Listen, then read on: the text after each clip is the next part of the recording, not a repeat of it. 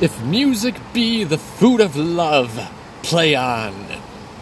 Give me excess of it, that surfeiting the appetite may sicken and so die.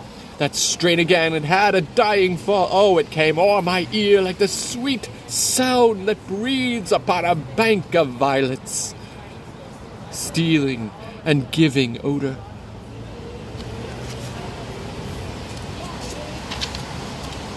Enough. No more. 'Tis not so sweet now as it was before. O spirit of love, how quick and fresh art thou, that, notwithstanding thy capacity, receiveth as the sea, naught enters there, of what validity and pitch soe'er, but falls into abatement and low price, even in a minute, so full of shapes is fancy, that it alone is high fantastical. Will you go hunt, my lord? What curio? The heart. Why, so I do, the noblest that I have. Oh, when mine eyes did see Olivia first, methought she purged the air of pestilence. That instant was I turned into a hart, and my desires, like fell and cruel hounds, ere since pursue me. So please, my lord, I might not be admitted, but from her handmaid do return this answer. The element itself, till 7 years' heat, shall not behold her face at ample view, but like a cloistress she will veiled walk, and water once a day her chamber round, with eye offending brine, all this to season a brother's dead love, which she would keep fresh and lasting in her sad remembrance. Oh, she that hath a heart of that fine frame, to pay this debt of love but to a brother. How will she love, when the rich golden shaft hath killed the flock of all affections else that live in her? When liver, brain, and heart, these sovereign thrones, are all supplied and filled. Her sweet perfections with one self-king away before me, so sweet beds of flowers, love thoughts, lie rich when are canopied with bowers. What country, friends, is this? This is Illyria, lady. And what should I do in Illyria, my brother? He is in Elysium. Perchance he is not drowned. What think you, sailors? It is perchance that you yourself are saved. Ah, my poor brother. And so perchance may he be. True, madam. To comfort you with chance, assure yourself after our ship did split, when you and those poor number saved with you hang on.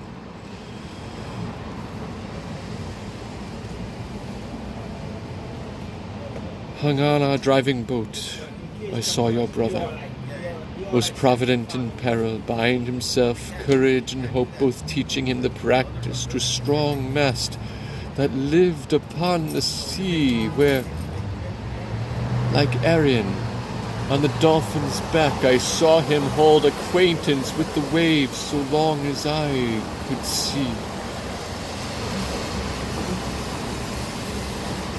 For saying so, there's gold. Mine own escape unfoldeth to my hope, whereto thy speech serves for authority.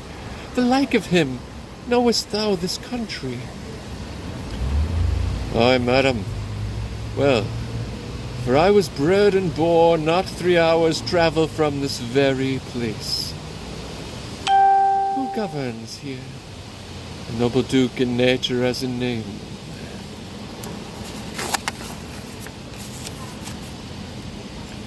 What is his name? Orsino.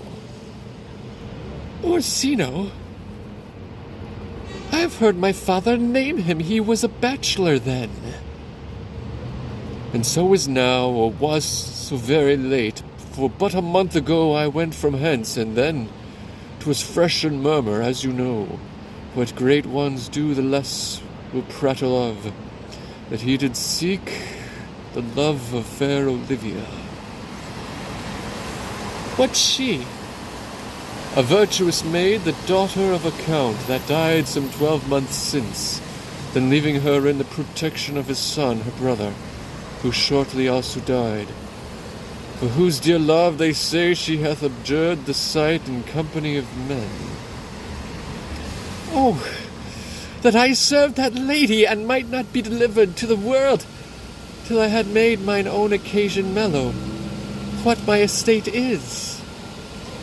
That were hard to compass, because she will admit no kind of suit, no, not the Duke's.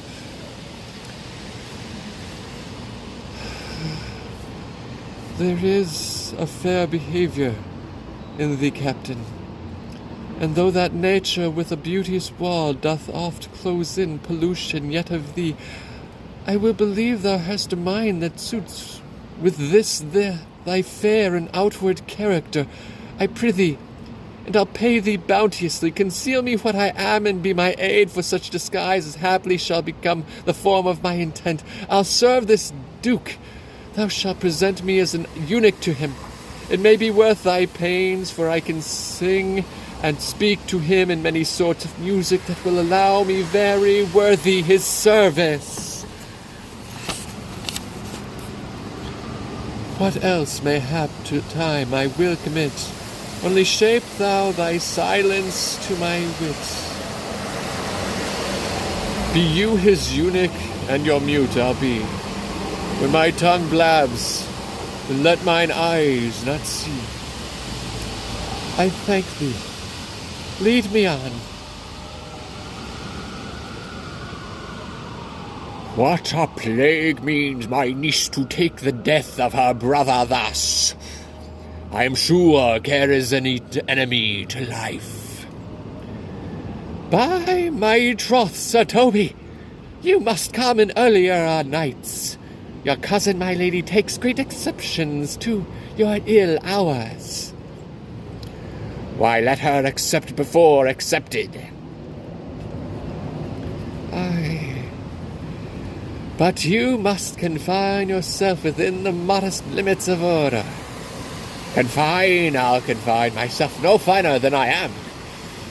These clothes are good enough to drink in, and so be these boots too. And they be not, let them hang themselves in their own straps. That quaffing and drinking will undo you. I heard my lady talk of it yesterday, and of a foolish knight that you brought in one night here to be her wooer. Who? Sir Andrew Aguachick. Aye, he. He's as tall a man as any's in Illyria. What's that to the purpose? Why, he has 3,000 ducats a year. Aye, but he'll have but a year in all these ducats. He's a very fool and a prodigal.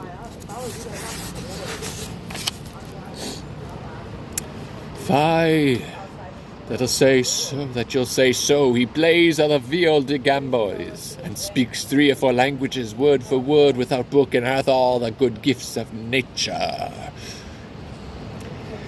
He hath indeed, almost natural, for besides that he's a fool. He's a great quarreller, and but that he hath the gift of coward to allay the gust he hath in quarrelling, 'tis thought, among the prudent, he would quickly have the gift of a grave. By this hand, they are scoundrels and subtractors that say so of him. Who are they? They that add, moreover, he's drunk nightly in your company. With drinking healths to my niece. I'll drink to her as long as there is a passage in my throat, and drink in Illyria. He's a coward and a coistrel, and that will not drink to my niece. 'Tis his brains turn of the toe like a parish top, what wench. Castiliano Vulgo. But here comes Sir Andrew Aguaface. Sir Toby Belch. How now, Sir Toby Belch? Sweet Sir Andrew. Bless you, fair shrew. And you too, sir. Accost, Sir Andrew, accost. What's that? My niece's chambermaid. Good, Mistress Accost, I desire better acquaintance. My name is Mary, sir. Good, Mistress Mary Accost. You mistake knight Accost is front her, board her, woo her, assail her.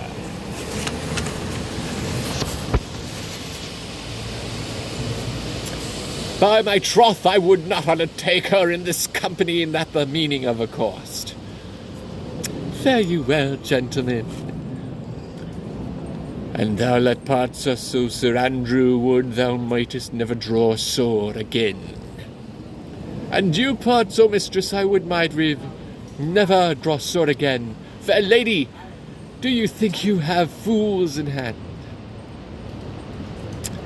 Sir, I have not you by the hand. Marry, but you shall have, and here's my hand. Now, sir, thought is free. I pray you bring your land to the buttery bar and let it drink. Wherefore, sweetheart, what's your metaphor? It's dry, sir. Why, I think so. I am not such an ass, but I can keep my hand dry. But what's your jest? A dry jest, sir. Are you full of them? Aye, sir, I have them at my fingers' ends. Mary, now I let go your hand, I am barren. O knight, thou lackest a cup of canary, when did I see thee so put down? Never. Never in your life, I think, unless you see canary put me down. Methinks sometimes I have no more wit than a Christian, or an ordinary man has. But I am a great eater of beef, and I believe that does harm to my wits. No question. And I thought that. I'd forswear it. I'll ride home tomorrow, Sir Toby. Pourquoi, my dear knight? What is pourquoi? Do or do not, I would I had.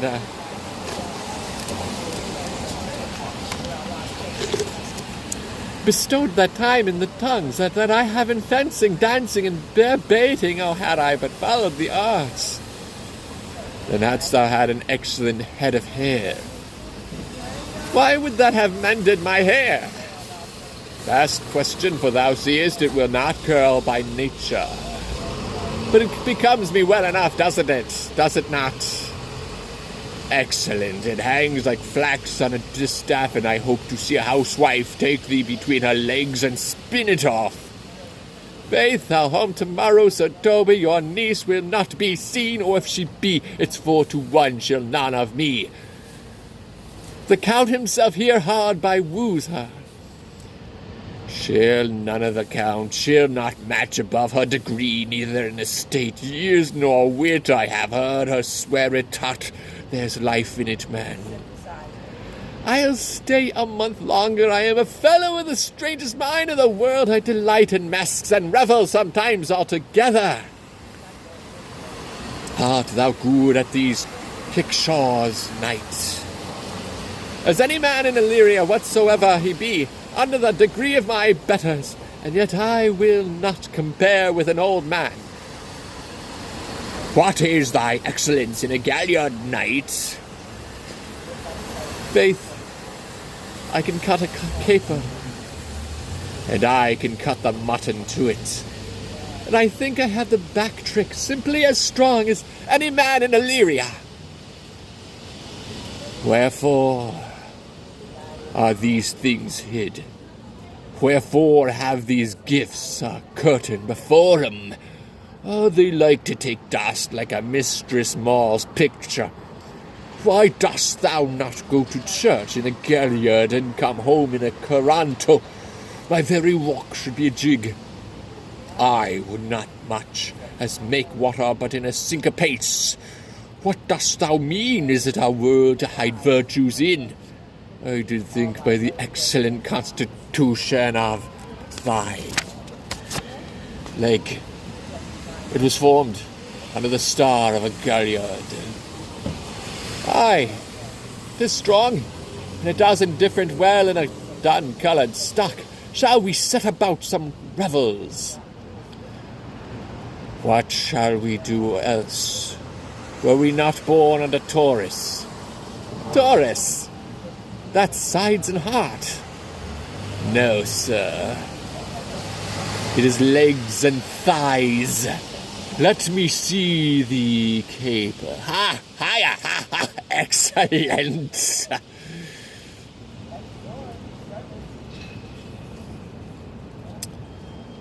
If the Duke continue these favors towards you, Cesario, you are like to be much advanced. He hath known you by but 3 days, and already you are no stranger. You either fear his humor, or my negligence that you call in question the continuance of his love. Is he constant, sir, in his favors? No, believe me. I thank you. Here comes the Count. Oh, so, Cesario. Oh. In your attendance, my lord, here. Stand you a while aloof, Cesario. Thou knowest no less but all. I have unclasped to thee the book even of my secret soul. Therefore, good youth, address thy gate unto her. Be not denied access, stand at her doors, and tell them, there thy fixed foot shall grow till thou have audience.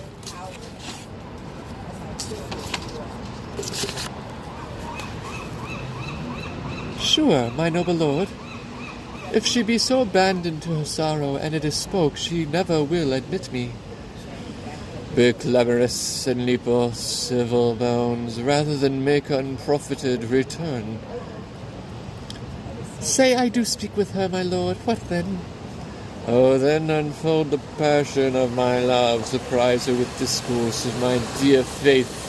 It shall become thee well to act my woes, she will attend it better in thy youth than in nuncios of more grave aspect. I think it is not so, my lord. Dear lad, believe it, for they shall yet belie thy happy years that say thou art a man. Diana's lip is not more sooth than Rubius. Thy small pipe is as the maiden's organ, shrill and sound in all assembly of a woman's part. I know thy constellation is right apt for this affair. Some 4 or 5 attend him, if you will, for I myself am best. When least in company, prosper well in this, and thou shalt live as freely as thy lord, to call his fortunes thine. I'll do my best to woo your lady in a baffled strife. Whoe'er I woo myself would be his wife. Nay, either tell me where thou hast been, or I will open my lips so wide as a bristle may enter in a way of thy excuse. My lady will hang thee for thy absence. Let her hang me. He that is well hanged in this world needs no feared, no colours. Makes that good. He shall see none to fear. A good Lenten answer. I can tell thee where that saying was born of I fear no colours. Where could Mistress Mary? In the wars, and that you may be bold to say in your foolery. Well, God give thee wisdom that have it, and those that are fools let them use their talents. Yet you will be hanged for being so long absent, or to be turned away is not that as good as hanging to you. Many a good hanging prevents a bad marriage, and for turning away let summer bear it out. You are resolute then. Not so, neither, but I am resolved on 2 points. But if one break, the other will hold, or if both break, your Gastons fall? Apt in good faith, very well, well. Go thy way, if Sir Dobie would leave drinking, thou wert as witty a piece of Eve's flesh as any in Illyria. Peace, you rogue. No more of that. Here comes my lady. Make your excuse wisely. You were best. Wit, and it be thy will, put me into good fooling those wits, and think they have thee to very oft-prove fools, and that I should, like thee, may pass for a wise man. For what, say, Quiropolis, better a witty fool than a foolish wit. God bless thee, lady. Take the fool away. Do you not hear, fellows? Take away the lady. Go to... You're a dry fool. I'll know more of you besides.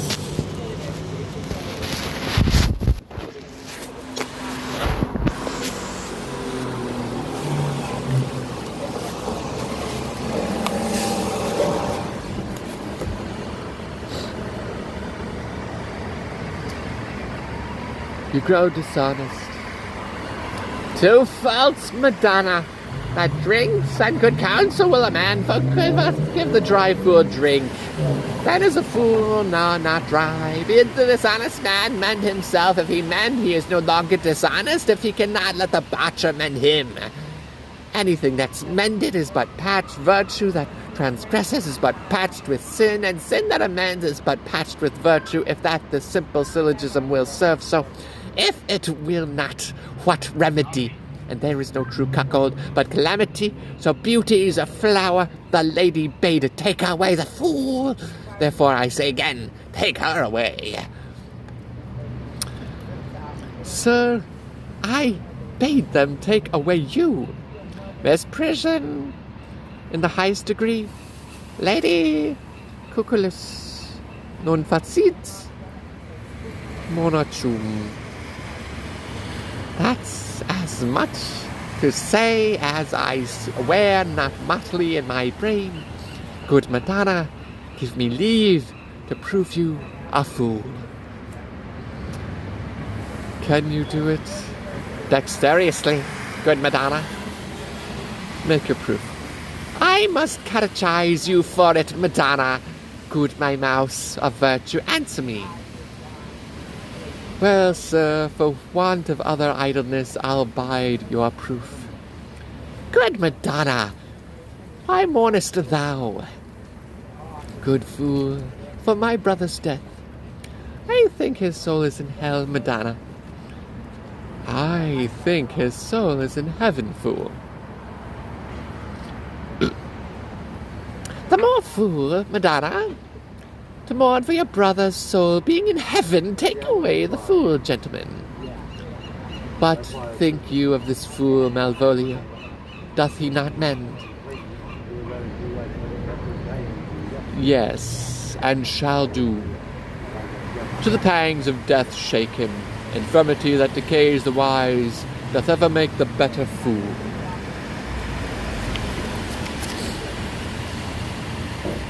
God send you, sir, a speedy infirmity for the better increasing your folly.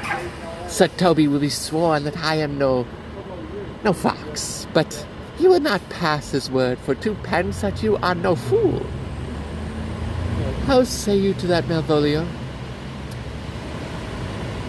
I marvel your ladyship takes delight in such a barren rascal I saw him put down the other day, with an ordinary fool that has no more brain than a stone.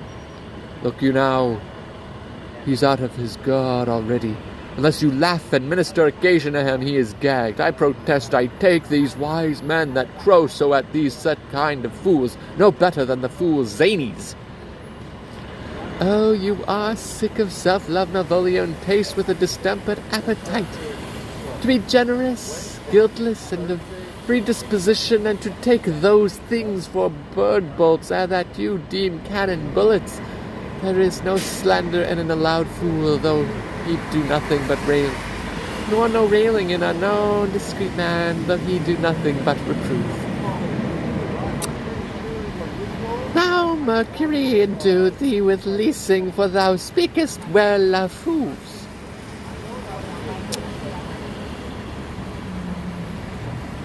Madam, there is at the gate a young gentleman much desires to speak with you. From the Count Orsino, is it? I know not, madam. 'Tis a fair young man and well tended. Who of my people hold him in delay? Sir Toby, madam, your kinsman. Fetch him off, I pray you. He speaks nothing but madam, madman. Fie on him. Go you, Malvolio. If it be a suit from the Count, I am sick or not at home, what you will to dismiss it. Now you see, sir, how your fooling grows old and people dislike it.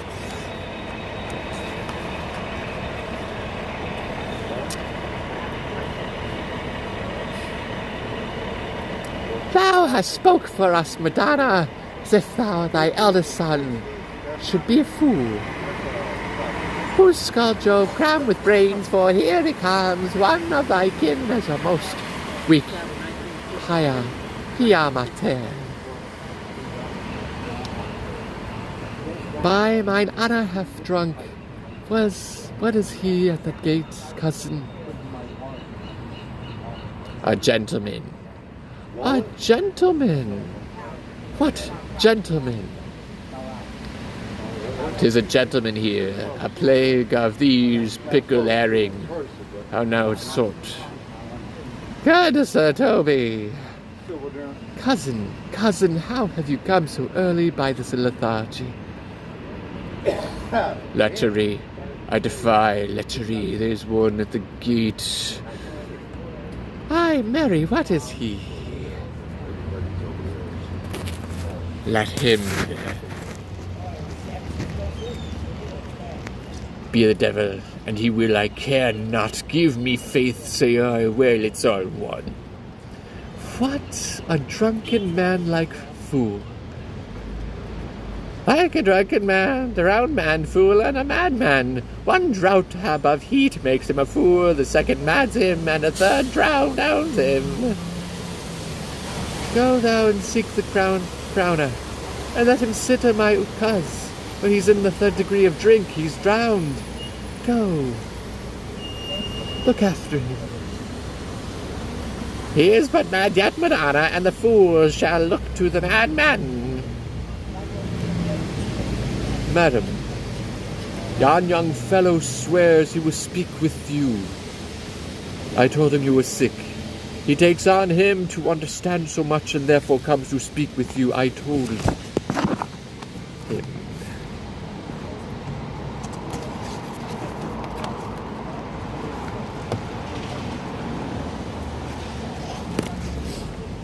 You were asleep.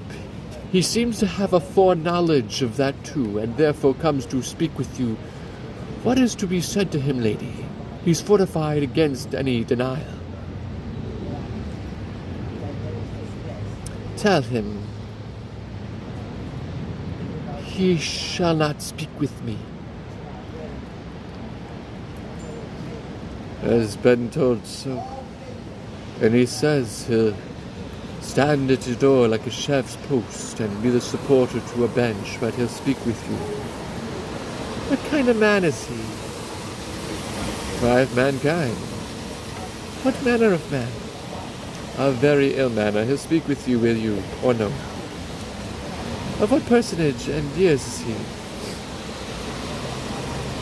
Not yet old enough for a man, nor young enough for a boy, as squashes before. 'Tis Peascod, or a codling. When 'tis almost an apple, 'tis with him and in standing water between boy and man. He is very well favored, and he speaks very shrewishly. One would think his mother's milk was scarce out of him. Let him approach. Call in my gentlewoman. Gentlewoman, my lady calls.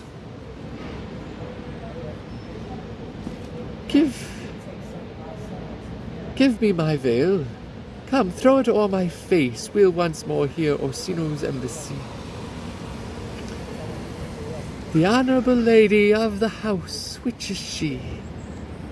Speak to me. I shall answer for her. Your will.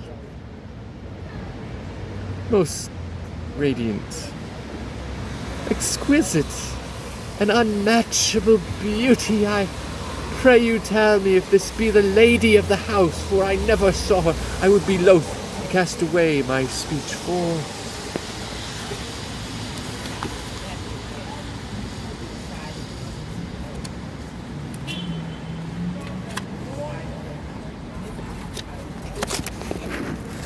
For besides, that is excellently well penned. I have taken great pains to connet good beauties. Let me sustain no scorn. I am very comfortable, even to the least sinister usage. Whence came you, sir? I can say little more than I have studied, and that question's out of my parts.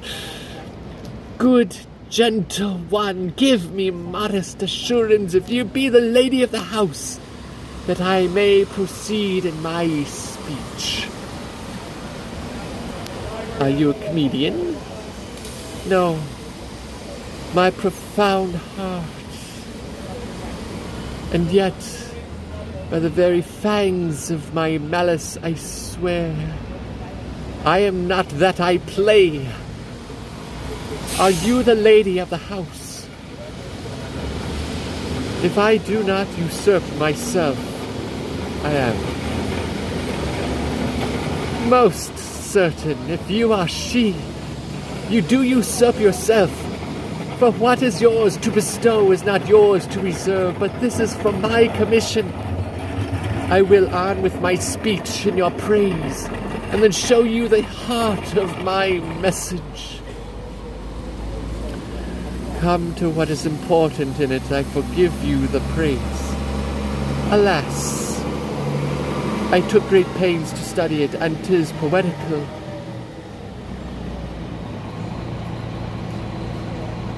It is more like to be feigned. I pray you keep it in. I heard you were saucy at my gates, and allowed your approach rather to wonder at you than to hear you. If you be not mad, be gone. If you have reason, be brief. 'Tis not that time of moon with me to make one in so skipping a dialogue. Will you hoist sail, sir? Here lies your way. No, good swabber, I am to hull here a little longer. Some mollification for your giant, sweet lady. Tell me your mind. I am a messenger. Sure you have some hideous matter to deliver, when the courtesy of it is so fearful. Speak your office. It alone concerns your ear.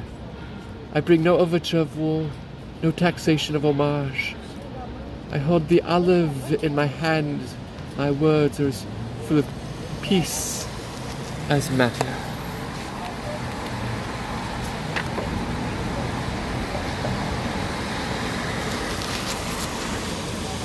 Yet you began rudely. What are you? What would you? The rudeness that hath appeared in me have I learned from my entertainment. What I am and what I would are as secret as maidenhead. To your ears, divinity.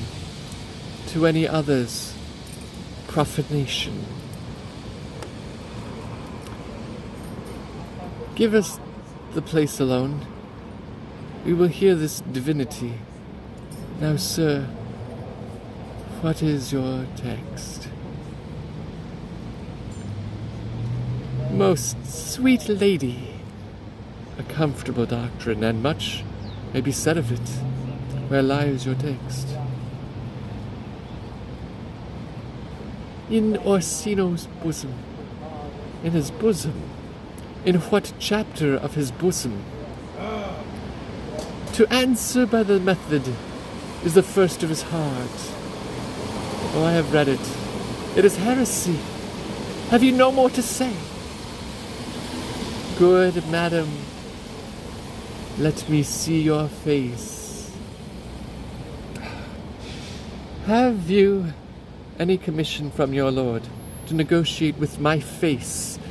You are now out of your text, but we will draw the curtain and show you the picture. Look, you, sir, such a one I was this present. Is it not well done? Excellently done, if God did all. How you rolling? They're good. How are you?